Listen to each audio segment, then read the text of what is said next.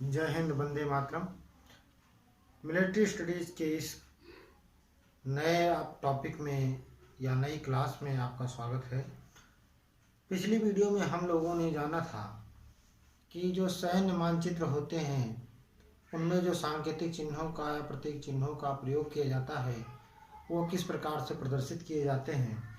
तो पिछली वीडियो में करीब 27-28 सांकेतिक चिन्हों का विवरण था उस वीडियो के अंतर्गत। आज की ये वीडियो उसी के आगे से चालू की जाती है और इस मानचित्र अध्ययन के सांकेतिक चिन्ह वाले इस चैप्टर में या इस वीडियो में आप लोग आज उससे आगे का जो भी सांकेतिक चिन्ह है उसके बारे में अध्ययन हम लोग करेंगे। उसके आगे है ये आपका नदी के पुल पर सड़क। ये नदी है, नदी के ऊपर ये पक्की सड़क है और पुल का सिंबल ये है। अर्थात जो पहले हम लोगों ने अलग अलग करके नदी का, पुल का, सड़क का सिंबल देखा था, जाना था, समझा था, उसी में अब क्या है, इसको हम एक में इंक्लूड करके, एक में समाहित करके अब उसको अलग अलग तौर से जान रहे हैं। ये हो गया आपका पक्की सड़क, ये हो गया पुल और इसके नीचे से ये बह रही है आपकी नदी। यानी कि नदी के पुल पर, जो नदी का ये पुल है उसके ऊपर ये पक्की सड़क जा रही है। दूसरी चीज़ है ईदगाह। अब आप लोग ईदगाह और मस्जिद में कंफ्यूज मत होना, क्योंकि अगर यहाँ पर एक ऐसे दरवाज़ा बना दिया जाएगा तो ये मस्जिद का प्रतीक चिन्ह हो जाएगा, किंतु यहाँ पर ये अगर हट जाएगा तो ये मस्जिद ना होकर के क्या हो जाएगा, ईदगाह हो जाएगा। तो पिछली वीडियो में मस्जिद का चित्र था, तो आप मस्जिद और ईदगाह को एक तरह से मत देखिएगा। ये ईदगाह का चित्र है। टेलीग्राफ, जो टेलीफोन की लाइनें होती हैं, पहले होती थी गांव में, जो खंबे या शहर से जो लाइनें जाती थी उनका एक निश्चित दूरी पे, लगभग 100 मीटर पे उनका एक खंभा हुआ करता था। ये उस ग्राफ को इंडिकेट करता है। ये एक खंभे लगे हुए हैं, यानी कि ये लाइन टेलीग्राफ की या टेलीफोन की लाइन है, उसका जो है ये इस तरह से प्रदर्शित मैप पर या मानचित्र पर किया जाता है। ये है कब्रिस्तान, ये कब्रें हैं। अगर ये सिंगल होगा, अगर ये सिंगल, इसको एक अगर एक इस तरह का चिन्ह होगा तो ये किस नाम से जाना जाएगा, कब्र के नाम से। ये कब्र इसको जानेंगे। लेकिन ये कहीं अगर समूह में होगा तो इसको किसके तौर पे जानेंगे, कब्रिस्तान। यानी कि कब्रों को या लाशों को दफनाने का वो जगह जहाँ पर उसको दफन किया जाता है, उसको मिट्टी दी जाती है। तो ये हो गया आपका कब्रिस्तान। युद्ध क्षेत्र, ये तलवार का सिंबल है। तलवार को जो दो तरह से क्रॉस कर दिया जाए तो युद्ध क्षेत्र, जहाँ पर लड़ाई होती है उस युद्ध मैदान को क्या कहते हैं, किस तरह से प्रदर्शित करते हैं, इस तरह से प्रदर्शित करते हैं। ये हो गया आपका, ये छठे नंबर पर है चांदमारी। चांदमारी जैसा आप लोग नाम सुना हुआ होगा। चांदमारी वो जगह होती है जहाँ पर शूटिंग रेंज जिसको बोलते हैं, शूटिंग रेंज के अंतर्गत हमारे जो सैनिक होते हैं, हमारे जो सिपाही होते हैं, हमारे जो जवान होते हैं, उनको ले जा कर के वहाँ पर निशानेबाजी सिखाई जाती है। उनको निशाना लगाने के लिए एक टारगेट दिया जाता है। उस टारगेट को वो जो है पीछे से 100 मीटर, 200 मीटर, 500 मीटर, 500 मीटर तो नहीं होता है, 100 मीटर, 200 मीटर, 50 मीटर, इस तरह से की रेंज दी जाती है। उस रेंज में वो अपने टारगेट को अचीव करते हैं। टारगेट उनका कुछ इस तरह से होता है, ऐसे बना होता है और बीच में, जो सबसे बीच में जिसका एक ही जगह के आसपास में जिसका ज़्यादा मात्रा में जिसकी गोलियां लगती हैं वो सबसे महत्वपूर्ण होता है, उसको उतने ज़्यादा पॉइंट दिए जाते हैं। तो ये टारगेट होता है। ये चांदमारी का वो जगह है जहाँ पर जाकर निशानेबाजी सिखाई जाती है उनको अपने लक्ष्य को भेदने के लिए, वो जगह है। ये मीटर की दूरियाँ निश्चित होती हैं। यहाँ पर सैनिक एक तरह से इस पर लेट के, इन रेंजों पे लेट के यहाँ से फायरिंग करते हैं। पीछे एक दीवार बनी होती है, उसके सामने मिट्टी के कुछ ढेर होते हैं, उसके आगे उसको जो टारगेट होता है उसको लगाया जाता है, कागज़ का बना हुआ होता है। और उसमें इन लोगों की जितनी सटीक निशानेबाजी होगी उतनी ही गोलियाँ पास, जो जितनी सटीक निशानेबाजी उतनी ही पास पास में गोलियाँ लगेंगी। अगर एक ही 5 राउंड एक बार में दिए जाते हैं, अगर एक ही जगह पे बार बार उसी के इर्द गिर्द लगती रही तो वो सबसे सटीक निशानेबाज माना जाता है। तो इस प्रकार से ये जो जगह होती है वो क्या होती है, चांदमारी की जगह होती है। इसके आगे का जो है ये निशान है या संकेत चिन्ह है, ये तेल के कुआं का। ये तेल की कुआं को हम जो है इस तरह से मानचित्र पर उकेरते हैं या प्रदर्शित करते हैं। 8वीं चीज आती है आपकी माइंस या खान। जो खान होती है उसको हम इस गोले के अंदर पूरा काला कर देते हैं, उसको माइंस के नाम से प्रदर्शित करते हैं, माइन के तौर पर उसको इंडिकेट करते हैं। आज सैनिक शिविर जो होता है, सैनिक शिविर के स्थल को जो है इस तरह से प्रदर्शित करते हैं। पेड़ एक होता है, अगर पेड़ सिंगल है तो उसको इस तरह से प्रदर्शित करते हैं। इसको अभी आगे वीडियो में बताएंगे आपको किस तरह से रिजर्व जंगल या रिजर्व फॉरेस्ट और स्टेट फॉरेस्ट इस तरह से जो होते हैं उनको अभी हम प्रदर्शित करेंगे। आगे ये है ताड़ का पेड़। अब ये ताड़ का पेड़ है, अगर इसी में कई एक ताड़ के पेड़ जाएंगे तो ताड़ के पेड़ का बाग कहलाएगा। इस प्रकार से इस वीडियो हम लोगों ने 11 देखा, इस अभी तक के वीडियो में हम लोगों ने 11 सांकेतिक चिन्हों को देखा। इसका स्क्रीनशॉट लीजिए तो इसके हम आगे और भी सांकेतिक चिन्हों को प्रदर्शित कर दें या उसको आगे बता दें। आप इसका एक स्क्रीनशॉट ले लीजिए। उम्मीद है आप लोगों ने इसका स्क्रीनशॉट ले लिया होगा। इन 11 सांकेतिक चिन्हों के बाद अब हम लोग 12वें नंबर पे देखेंगे तो उसको हम लोग, जैसे हम लोगों ने पेड़ का सिंबल बनाया था, सिंगल होगा तो हम क्या बोलेंगे उसको, पेड़। किंतु जब ये अधिक मात्रा में होंगे तब हम इसको क्या बोलेंगे, जंगल या पेड़ का बाग। क्या बोलेंगे, जंगल या पेड़। इसको अगर कतार में है,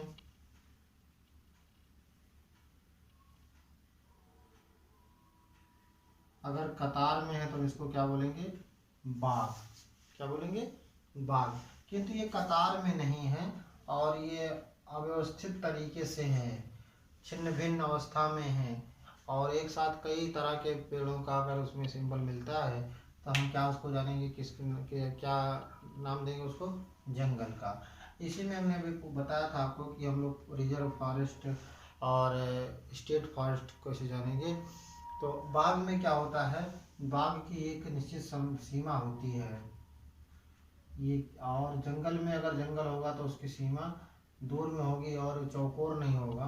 तो बाग का एक जो क्षेत्रफल होगा, एक किसी व्यक्ति विशेष के नाम से वो जमीन अलॉट होगी, तो बाग में कहीं ना कहीं उसकी घेराबंदी होती है, उसकी एक निश्चित सीमा होती जंगल की भी है लेकिन वो अधिक मात्रा में फैलाव वाला होता है, तो ये बाग हो गया। अगर इसको रिजर्व फॉरेस्ट के उसके तौर पे देखेंगे तो इसमें कुछ नहीं, केवल इसी बाग के अंदर RF लिख देंगे तो रिजर्व फॉरेस्ट हो जाएगा।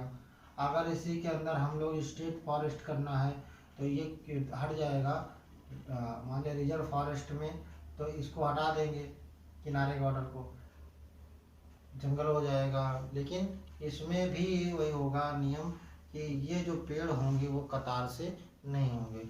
इसी में अगर स्टेट फॉरेस्ट का नाम देंगे तो स्टेट फॉरेस्ट में भी पेड़ को क्या करेंगे, पेड़ एक निश्चित जगह पे नहीं होंगे, निश्चित आकार प्रकार में नहीं होंगे।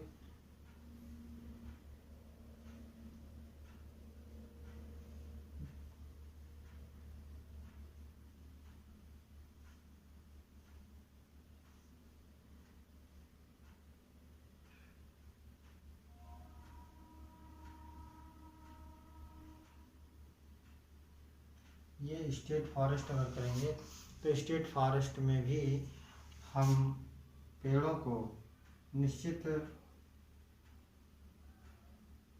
दूरी में नहीं करेंगे, तो ये हो गया मान लिया आपका स्टेट फॉरेस्ट। राज्य का जंगल जो होता है उसको इस तरह से इंगित कर देंगे। इसे में तालाब, कुआं और भी तमाम सांकेतिक चिन्हों का प्रयोग हम लोग अब मैप में करते हैं। और ये देखते हैं, अगर कुआं है, गोल कुआं कैसा होता है, वही के किनारे किनारे बॉर्डर के हिसाब से जगत बनाई जाती है, या उसको बॉर्डर कहते हो, आप लोग जिस भाषा में जो कहते हो, अवधी भाषा में उसको जगत कहते हैं। इस किनारे किनारे ईंट की घेराबंदी की जाती है। अगर ये पक्का तालाब है तो इसको हम काला काला कर देते हैं, क्योंकि जब ऊपर से हम देखते हैं तो नीचे क्या दिखाई पड़ता है, बिल्कुल अंधेरा होता है, तो ये काला काला दिखाई पड़ता है। तो हम इसको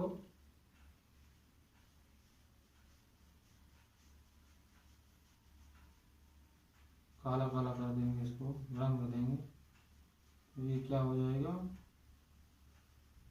कुआं है, ये पक्का कुआं हो जाएगा। क्या हो जाएगा, पक्का कुआं।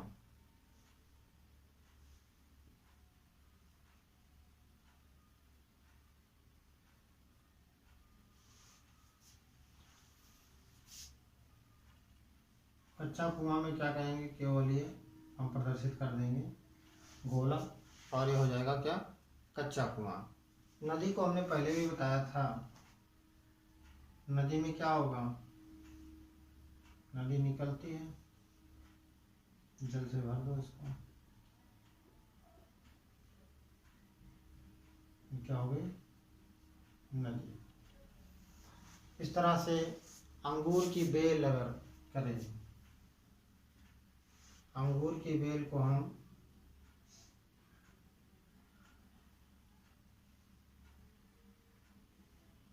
चारपाई नुमा, जाल नुमा कर दें, तो ये क्या हो जाएगा, अंगूर की बेल या अंगूर की लता।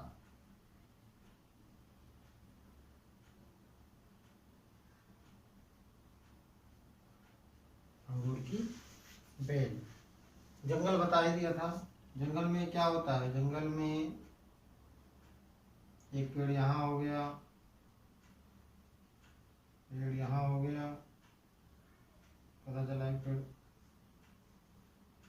यहाँ हो गया, यहाँ हो गया,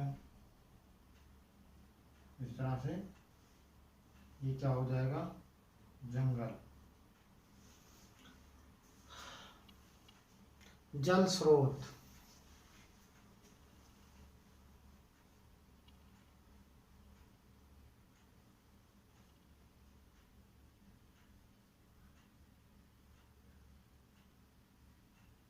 जल स्रोत का हम सिंबल इस तरह से रखते हैं धन के निशान में, तो इसको कहते हैं जल स्रोत। और पोखर, तालाब का बनाया कि नहीं बनाया, नहीं बनाया। पोखर क्या होता है, पोखर एक, ये अगर इस तरह से हो गया तो इसको कहेंगे क्या, पोखर। बिंदु भी इसमें कर दें, गड्ढे होते छोटे छोटे, क्योंकि ये कोई आज के ज़माने का मनरेगा का तालाब नहीं, पोखर नहीं है। पोखर होता था जहाँ पर गांव के किनारे, जिसमें तालाब से कुछ ज़्यादा गहराई होती है, और ये तालाब चारों तरफ से चौकोर भी हो सकता है, लेकिन इसकी कोई निश्चित चौड़ाई ऊंचाई नहीं होती है, तो ये गहरा भी होता है। बीच बीच में जो काले काले दिख रहे हैं गड्ढे भी हैं। तो अगर ये क्या है, ये कच्चा पोखर है, क्या है ये, कच्चा पोखर। इसी को जब हम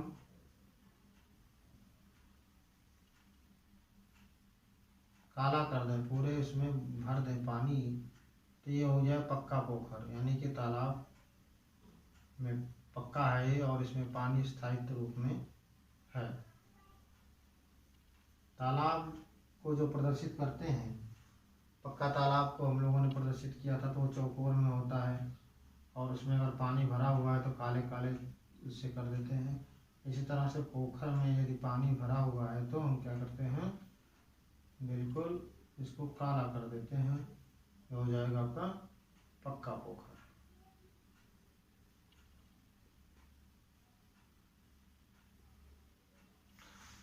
और झील, झील कैसे होती है, झील का अगर हमें चित्र बनाना है तो ये हो गया पहाड़ी, जहाँ से झील का उद्गम होगा, और एक ऐसा स्रोत यहाँ से निकलेगा, ये हो जाएगी हमारी झील। क्या हो जाएगी? झील। या नदी को अगर करना है तो टेढ़ा मेढ़ा भी कर लें, यहाँ से ऐसे निकल के ऐसे से आगे थोड़ा सा उस झील से पानी निकलेगा और वो जलधारा निरंतर तेजी से आगे बढ़ती रहेगी। ये हो गया पहाड़ की ऊंची चोटी से पानी गिरेगा तो ये क्या बन जाएगी? झील। इसका भी जल्दी से आप लोग स्क्रीनशॉट ले लीजिए।